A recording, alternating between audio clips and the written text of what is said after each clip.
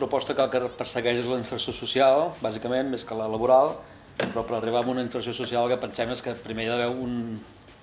una base laboral per poder treballar. I el que sabem fer, que és la construcció i l'arquitectura, el que farem serà muntar una empresa de construcció amb la qual aquestes persones puguin començar a treballar i després, a partir d'aquí, buscar mecanismes perquè es puguin anar integrant socialment en l'àmbit que els interessi més. Ens dirigim a qualsevol persona que té el que es diu globalment, una exclusió social. Nosaltres el que farem serà fer una obra i part dels treballadors de l'obra seran persones amb exclusió social entre els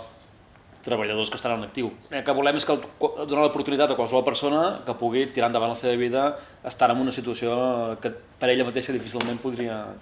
sortir-se. Portem tota la vida treballant en la construcció i ja fa molts anys que volíem, més que fer construcció normal i corrent,